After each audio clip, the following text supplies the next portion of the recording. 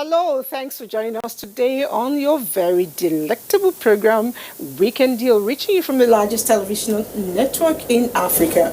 My name is Elizabeth, and I want to take myself back memory lane, back to the days when I was a student. Now, my favorite subject back then was psychology. And the particular topic that I enjoyed so much was the one that talked a lot about Maslow, hierarchy of need. I always like to start from the base, which is a physiological. Now, within that enclave or, space, you have the food, you have the shelter, you have the clothing. If you ask me, in doing the food, let's bring it back to the ICT time. Taking your food would mean, uploading. That's what we call it. And then when you're done uploading, your body metabolizes, analyzes, converts, and does a whole lot of things the CPU does. The next thing you have is for you to download. Now that downloading, let's bring it to the general term. It's called defecation. Aisha, it's something that everybody does. It is. But then the moment you call that word defecation, people start feeling, you should not even talk about that. But then these are social issues that we need to talk about. Yes, the truth is, if you don't get to download, let's use the word download, yes, or defecate, you'll probably end up in the hospital.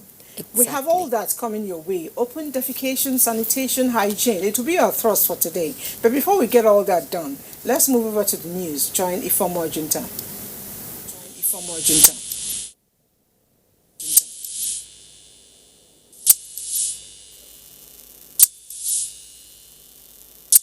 Okay, thank you very much. And this is the news beat. The Independent National Electoral Commission, INEC, says no political party is excluded to participate in the governorship election in Bayelsa State. INEC National Commissioner for Information and Voter Education, Festus Okoye, made the clarification on NTA special program Kogi and Bayelsa decide on Friday, 15th November. INEC correspondent Mia Ogidi, who monitored the program, reports that INEC is set for the two governorship elections, Kogi West Senatorial by-election, as well as Brass 1 State constituency by-election in 6 polling units in Bayelsa State. It was not the wish of this calm, sleepy state of Kogi to isolate itself in the election of a governor, but was compelled by political exigencies. It all started after the 2007 general party was re-elected to a second term in the 2007 general elections.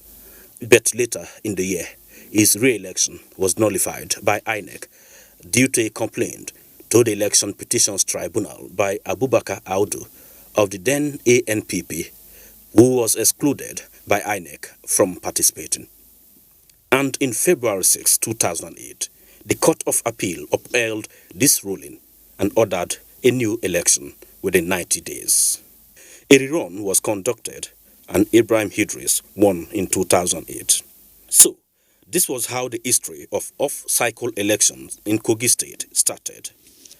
Like twin brothers, the 2007 general elections that brought in Timipre Silva of Bayelsa State was also challenged, and a ruling at the Court of Appeal in Port Harcourt nullified the election and ordered for fresh election within 90 days.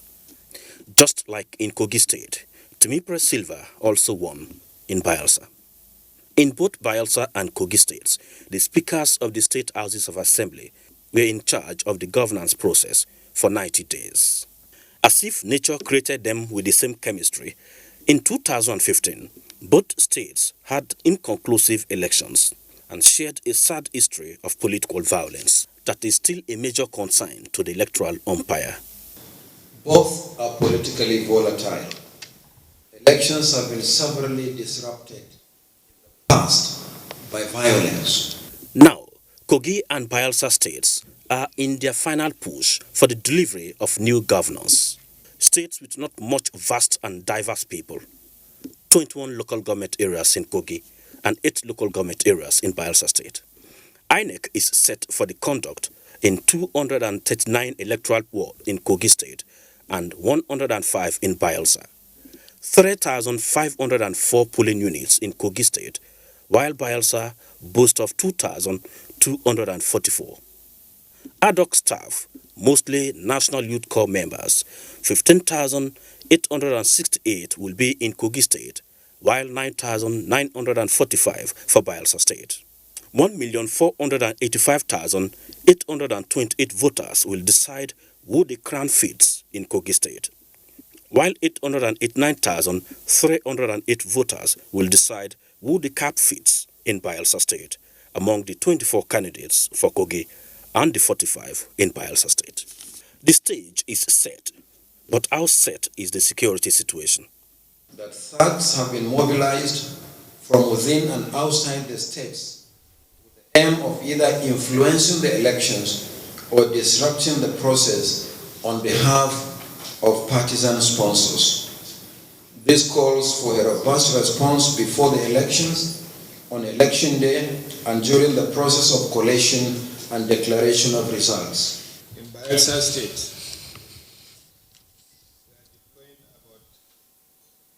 we are deploying about 1,041 personnel to cover the election. In Kogi State, we are deploying about 35,200 personnel to cover the election. These personnel are to cover every terrain in the 2 states. No tout will be allowed to be brought from any other adjoining state to these states to disrupt elections. All those areas will be mined. Vote buying, as usual, will not be tolerated. Anybody seen close to any polling unit trying to buy votes will be promptly arrested. For the last 1 week, the courtrooms were really busy, but INEC seems not distracted. All is now set. The ball is at the scoreline. In less than 24 hours, the names of those who will finally score the goals will be announced. Mayor Ogidi, NT News. The Supreme Court has given full reasons why it dismissed the appeal filed by Atiku Abubakar, the PDP presidential candidate in the 2019 presidential election. The Presidential Election Petition Court had dismissed the petition on September 11, 2019 for lack of merits. The Supreme Court's reasons were read by Justice John Okoro on behalf of the Chief Justice of Nigeria, Justice Ibrahim Tanko Mohammed. Vera Chinwuba, who was at the Supreme Court, however, reports that the appellants were not represented in court. The position of the law is that he who alleges proves. One of the reasons given by the Supreme Court is the inability to call witnesses who saw what happened at the polling units to testify, and they are the only ones who can give credible evidence. Justice John Okoro of the Supreme Court read the CJN's judgment. The court critically reviewed its records on the 5 grounds of the appeal on the issues of qualification, submission of false information, alleged overvoting, non-compliance with Electoral Act, and admissibility of certain documents. After going through its records, the court came to the conclusion that the appeal lacked merit, as the appellants, Atiku Abubakar and the PDP, could not prove the allegations in line with the provisions of the Constitution, Electoral and Evidence Acts.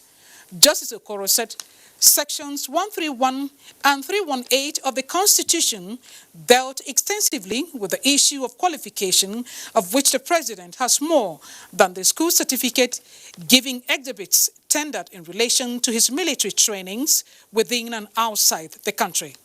The contention of the appellants that they won the majority of lawful votes cast was not proved for want of credible witnesses. The court also rejected the results allegedly obtained from the server of an anonymous whistleblower relied upon by the appellants. The court affirmed the decision of the Presidential Election Petition Court, which had described President Muhammad Buhari as eminently qualified to run for the position he contested. Was very, very robust, encompassing all aspects of the appellant's case as well as that of the respondents. And I think it was a very well-balanced judgment in looking at the facts and circumstances of the case. Following the reasons given by the Supreme Court on the validity of election of Muhammad Buhari as the president of Nigeria, the matter has been put to rest. In Abuja, Viera Chumuba, NTA News. The presidency has described as an affirmation of the popular will of Nigerians the Supreme Court ruling on the appeal by the People's Democratic Party. In a press statement reacting to the clarification of the Supreme Court on the ruling, the presidency reiterates that the onus of proof must necessarily fall on those that challenge the vote and that allegations must be substantiated if they are to hold, requiring credible witnesses to verify key claims. As the Supreme Court has stated, the case failed.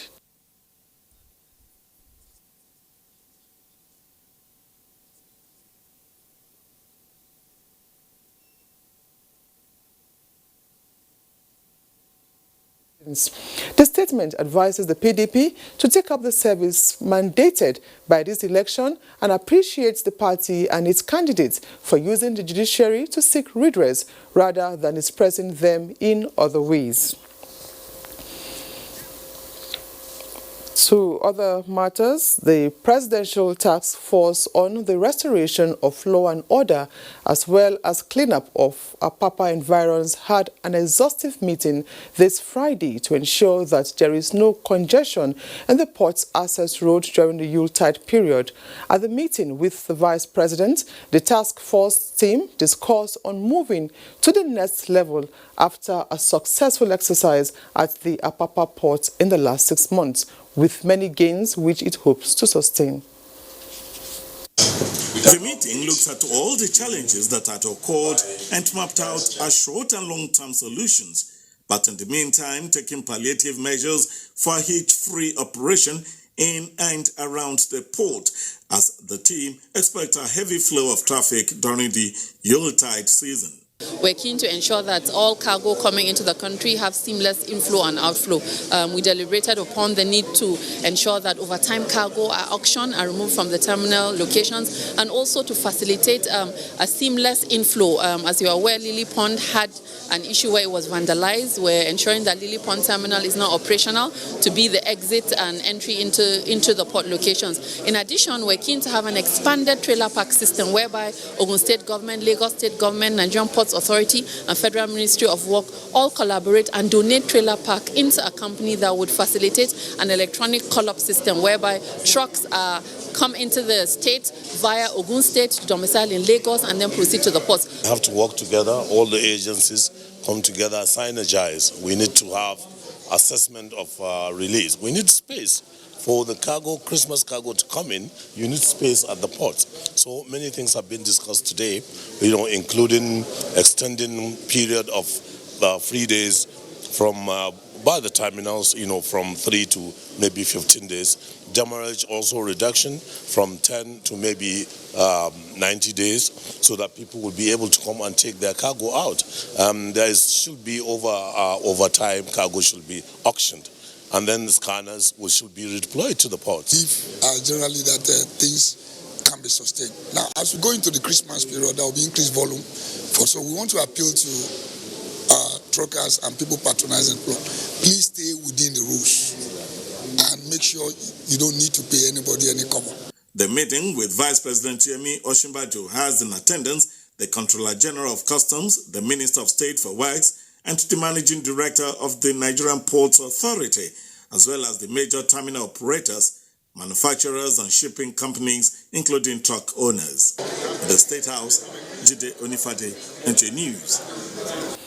President Muhammadu Buhari has given approval for the commencement of e-operations by the Nigeria Customs Service.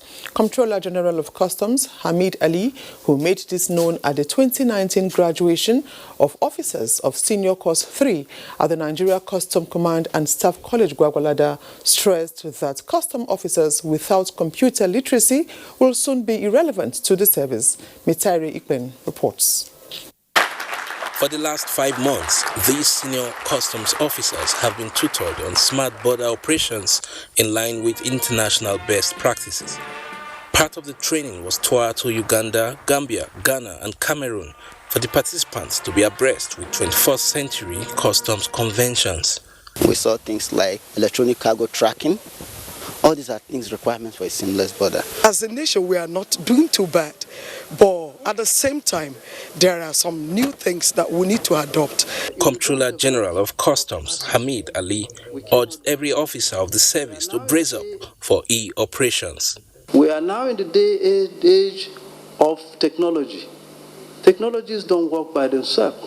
We need the capable hands that can drive those processes. Change has come to the Nigeria Customs Service and we must be prepared to embrace it. Beyond the graduation, a fallout for many dignitaries, including Governor Nasiru El-Rufai of Kaduna State, is the impact of the closure of Nigeria's land borders with neighboring countries. Nigeria must grow its own internal capacity. We will not do so if we will allow our neighbors to use the porosity of our borders to sabotage our economy. We advocate the annexation. It is not good for us to close and rush to open. They advised the Nigeria Customs Service to utilize the border closure to sanitize its operations at the various borders. In Abuja, Mitaire Ikben, NTA News.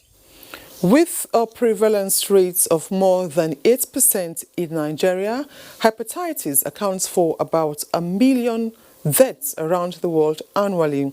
To curb the spread of the viral disease within the force, the Nigerian Air Force is educating its personnel on preventive measures. Defense correspondent Ismail Musa was at one of the lecture series and brings the details.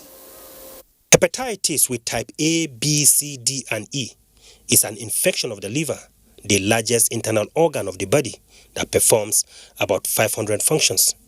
It is contractual through contact with contaminated food, fluid, utensils, blood or unprotected sexual intercourse. Experts here say hepatitis ravages due to lack of awareness. About 28 million Nigerians I tell you today are positive for hepatitis B. Of these 28 million, if you look at them medically using all the sophisticated investigation we are going to do, you will see that only less than 2-3 million of them will have problem with their liver or inflammation going on with chronic hepatitis. So majority of people that are diagnosed with surface antigen are what we call inactive carriers. Aware of combatants' different interactions in different internal security operations across the country, this sensitization and screening is proactive against infection. The service has therefore taken serious measures to ensure that hepatitis and other similar diseases do not pose a challenge to our operational readiness. With today's lecture, been able to know what hepatitis really is, the causes. About 325 million persons are said to be affected with the disease. Ismail Musa, NTA News. Now, the governorship elections are taking place in Bayelsa and Kogi States today. Nnamdi Odipo is in Yenagoa. Let's join him live. Now, Nnamdi, how is Bayelsa this morning? Informa, it's a very peaceful Bayelsa that I woke up to, and of course that many people in Yenagoa actually also woke up to. It's clear skies this morning, and we expect that this would be a sign of good things to come for today's exercise. But very quickly, let me give you a rundown in terms of preparedness and where we are. Let's begin with INEC, and from the INEC perspective, we do know this for a fact that all of the sensitive materials arrived at the various area registration councils yesterday.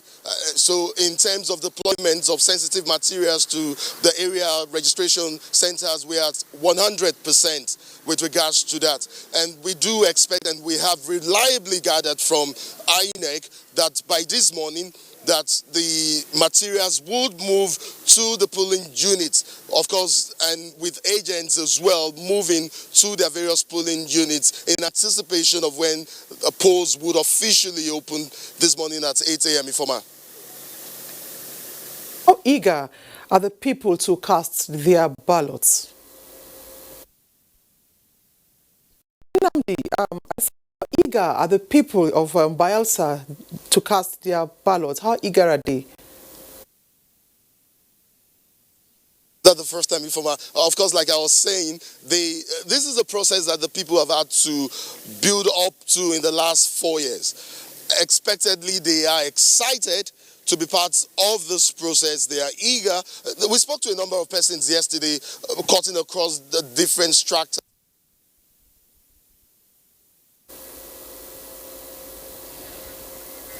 Okay, we are sorry about that. We go back to Nnamdi later, hopefully. Now, President Muhammadu Buhari is back in Abuja, the nation's capital, after a private visit to the United Kingdom. State House correspondent Adamu Sambo reports.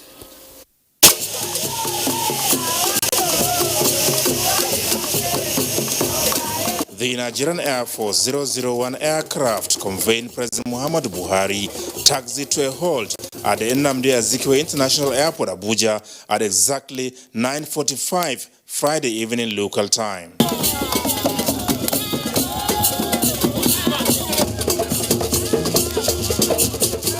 On hand to receive him were his Chief of Staff Abba Kyari, Minister of the FCT Muhammad Musa Bello, Chief of Army Staff Lieutenant General Tukur Buratai, and representatives of other service chiefs. Also at the airport include the Inspector General of Police Muhammad Adamu, Director General, Department of State Services Yusuf Magaji Bichi, Acting Chairman of the EFCC Ibrahim Magu, and other top government functionaries. What next after your well-deserved rest in London?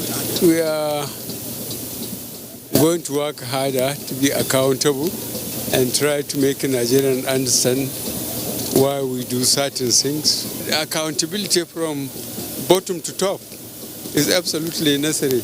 Whoever is responsible for government property is public property, it's not personal. He has to do it according to the law. That's what I expect. And I think we have been around long enough to impress people that we mean what we say. President Buhari also used the opportunity to clear the air on the ongoing reorganization in government as a deliberate attempt at enhancing effective service delivery. They said 35 people were sacked in Vice President's office. We just created a ministry and we reorganized, and people are giving it ethnic and political dimension. It's unfortunate. During the visit to London, which lasted 13 days, President Muhammadu Buhari signed into law the amended Deep Offshore Act. The critical act dismantled major obstacles to Nigeria getting its fair, rightful, and equitable share of income from oil production. President Buhari was also joined by the Minister of Education Adamu and other stakeholders to engage the management of Pearson Educational Group on ways of enhancing the development of education in Nigeria. Also in London, the President was at the Lambeth Palace for high-level talks with the Archbishop of Canterbury, the Most Reverend Justin Welby. Adamu Sambu, NTA News. We now have Nnamdi back. Now, Nnamdi, we've been hearing all sorts of stories from that end. But what is the situation? What have you observed?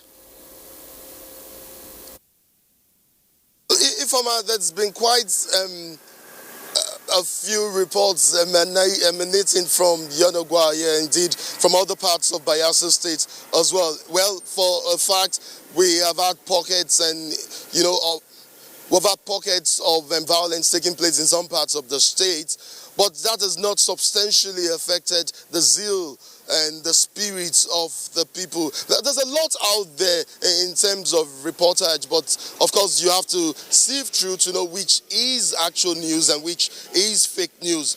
We do know that in a competition like this, there are so many players involved, and some of those players might want to put one or two things out there to perhaps influence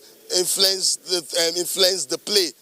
But like I said, the people are eager, in spite of what we've been getting out there. Some reports of violence taking place in some parts of the state, like what we saw play out in Nimbe the other day. The people are putting themselves out there to be part of this process. They're quite eager to participate in today's exercise. Like I did say earlier, it's a calm atmosphere this morning. We expect that it will remain so for the greater part of today, and as we move from one stage of the exercise to other critical and crucial parts of the exercise as well, Ifoma.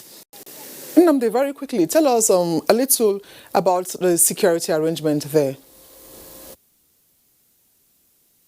Yes, we've moved around quite a bit this morning, and we've seen the presence of security officials. And this is not just the police involved in this exercise. It's a collaboration, quite a broad one, involving officials from almost all of the security agencies in the country.